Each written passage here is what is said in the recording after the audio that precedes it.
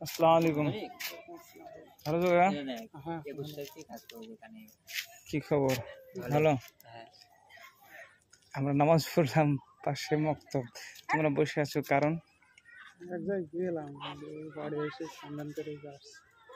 না, বলছিলাম নামাজ না পড়ার কারণ। এখন হয়তো তুমি পড়লে না, জোহরও তো মনে হয় পড়নি, আসরও পড়নি,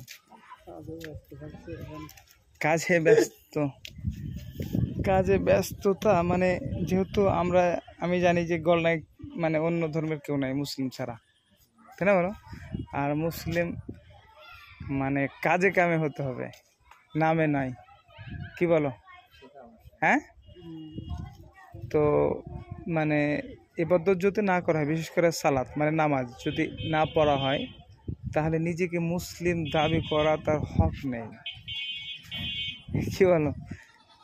মানে নামাজ না পড়ার কারণ দোয়া দরুদ না জানার কারণে, না নামাজ পড়তে হয় না পড়তে হয় এ বিষয়ে অভিজ্ঞতা নাই? কোনটা?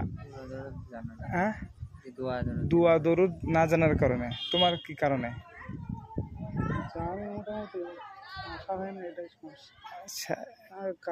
দোয়া সব জানা আছে নামাজের টোটাল? কিছু কিছু জানা আছে, যেমন হাত বাঁধার পরে একটা দোয়া আছে, সেটা দোয়া আছে, বলো তো দেখি।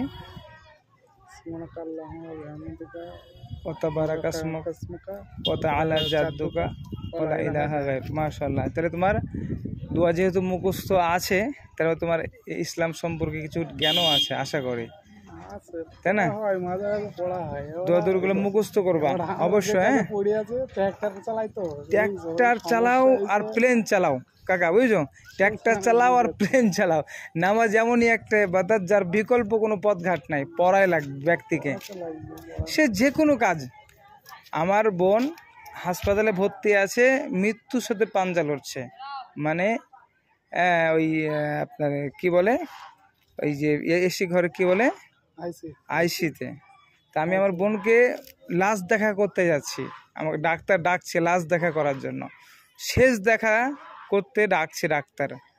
আমি আমার বোনকে দেখা করতে গিয়ে বোনকে বলছে, বোন তুমি তো শুয়ে আছো, তুমি তো বসে উঠতে পারছো না, উঠে বসে থাকতে পারছো না, তুমি শুয়ে থাকছো, তোমার জ্ঞান যেহেতু আছে, অজু থাক বা না থাক, স্যালাইন চলছে, মৃত্যুর সাথে পাঞ্জা লড়ছে, মারা যাবে, 100-র মধ্যে 90% মারা যাবে ডাক্তার বলেছে, বোন সই দিতে বলেছে আমাদেরকে।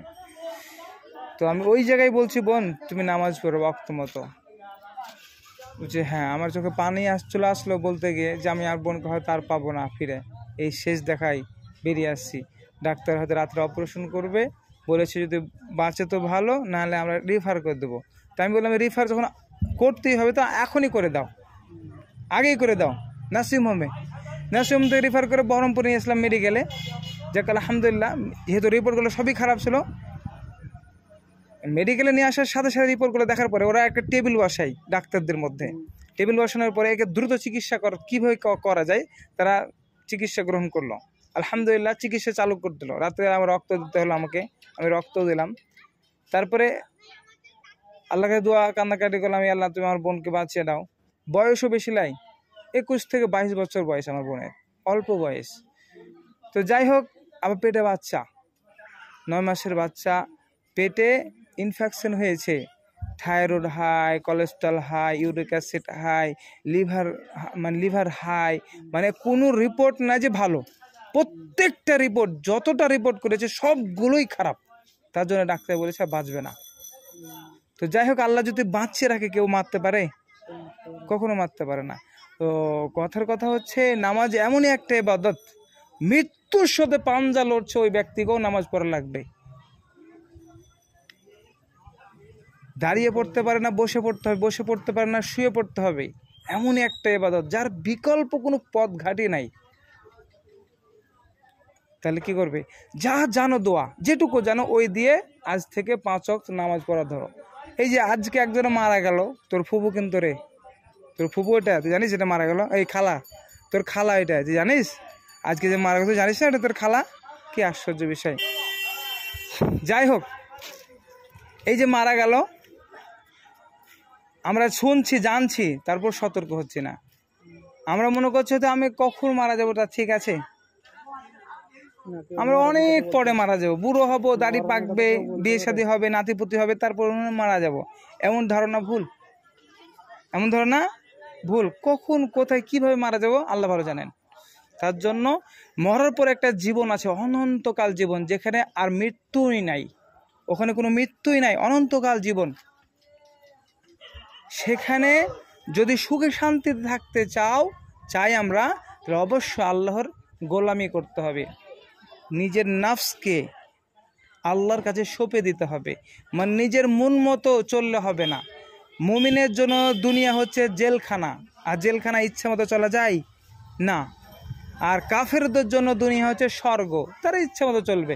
কিন্তু মুমিনদের জন্য পরকাল কি? জান্নাত। আর কাফেরদের জন্য পরকাল কি? জাহান্নাম, তাই না?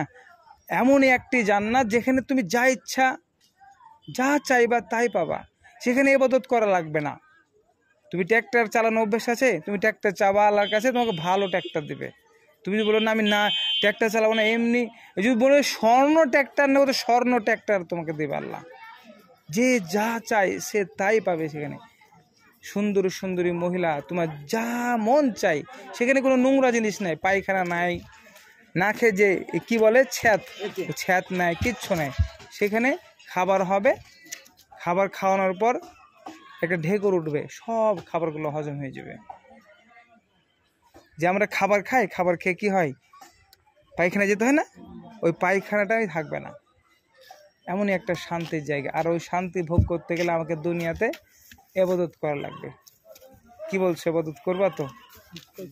অবশ্যই, ইনশাল্লাহ। আজ থেকেই এশারের নামাজ আজান হবে, নামাজ পড়বা। বিগত যে নামাজগুলো হয়নি, আল্লাহর কাছে দোয়া করবা, কান্নাকাটি করবা, আল্লাহ আমার ভুল হয়ে গেছে, আমাকে তুমি মাফ করে দাও। আল্লাহর কাছে কান্নাকাটি করলে তোমার বিগত যে নামাজগুলো তুমি পড়োইনি, সেগুলো আল্লাহ তোমার মাফ করে দিবে, এমনকি নেকিতে পরিণত করে দিবে। ওইগুলো কি করবে? নেকিতে আল্লাহ পরিণত করে দেবে। কথা বুঝতে পেরেছো? আল্লাহর কাছে কেউ যদি ফিরে আসে, আল্লাহ তাতে খুশি হয়। সবচেয়ে বেশি খুশি হয় কেউ যদি কোনো বান্দা আল্লাহর কাছে ফিরে যায়, তওবা করে। ওই হচ্ছে সবচেয়ে উত্তম ব্যক্তি, যারা তওবা করে আল্লাহর কাছে ফিরে যায়। আল্লাহ তাআলা আমাদেরকে 5 ওয়াক্ত নিয়মিত নামাজ পড়ার তৌফিক দান করুন। আমিন।